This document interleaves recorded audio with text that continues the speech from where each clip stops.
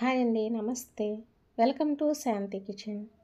ఈరోజు రెసిపీ ఆలు పొటల్స్ మసాలా కర్రీ అనమాట. ఈ పొటల్స్ని కొన్ని ప్రాంతాల్లో పర్వల్ అనేసి కూడాను అంటారు. ఈ కర్రీ అన్నంలోకైనా చపాతీకైనా చాలా బాగుంటుంది. ముందుగా ఒక 2 టమాటాలని, ఒక పెద్ద సైజు ఆనియన్ని, లేదంటే చిన్నవైతే ఒక 2 ఆనియన్ని కట్ చేసి మిక్సీ జార్లో వేసి పేస్ట్లా తయారు చేసుకోవాలి.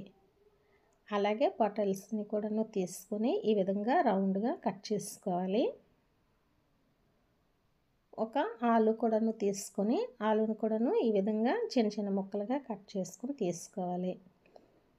ఇప్పుడు స్టవ్ ఆన్ చేసి కడాయి పెట్టి ఆయిల్ని వేసుకోవాలి. కొంచెం ఒక 4-5 స్పూన్ల వరకు ఆయిల్ని వేసుకోవాలి. ఆయిల్ వేడైన తర్వాత కట్ చేసుకున్న ఈ పొటల్స్ని వేసి కొంచెం ఫ్రై చేసుకోవాలి. ఈ కర్రీ ఈ విధంగా కొంచెం ఫ్రై చేసి పొటల్స్ని ఫ్రై చేసి కర్రీ తయారు చేసుకుంటేనే టేస్ట్ బాగుంటుంది. ఈ విధంగా కొంచెం ఫ్రై అయిన తర్వాతను కొంచెం కలర్ మారాక వీటిని తీసేసుకోవాలి. వీటిని తీసేసుకొని ఒక బౌల్లో తీసుకోవాలి. అలాగే అదే ఆయిల్లో మనం కట్ చేసి పెట్టుకున్న ఆలుని కూడాను వేసేసుకోవాలి. ఇవి కూడాను కొంచెం కలర్ మారినట్లయితే సరిపోతుంది. ఈ విధంగా కొంచెం ఫ్రై అయితే మనకి సరిపోతాయి. వీటిని కూడాను తీసేసుకోవాలి, ప్లేట్లోకి తీసేసుకోవాలి. అదే ఆయిల్లో మనము గ్రైండ్ చేసి పెట్టుకున్న ఆనియన్ టమాటా పేస్ట్ని వేసుకోవాలి. అలాగే అల్లం వెల్లుల్లి పేస్ట్ని కూడాను 1 స్పూను వేసుకోవాలి.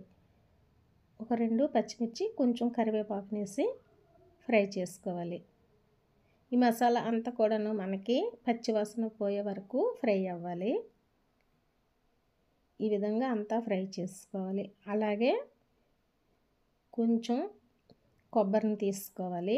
1 స్పూన్ వరకు కొబ్బరి తీసుకొని ఒక 10 వరకు జీడిపప్పులు తీసుకొని పేస్ట్లా తయారు చేసుకోవాలి. మనకి ఈ ఆనియన్ అలాగే టమాటా అంతా కొంచెం దగ్గరికి అయిన తర్వాత కొబ్బరి జీడిపప్పు పేస్ట్ని వేసుకోవాలి.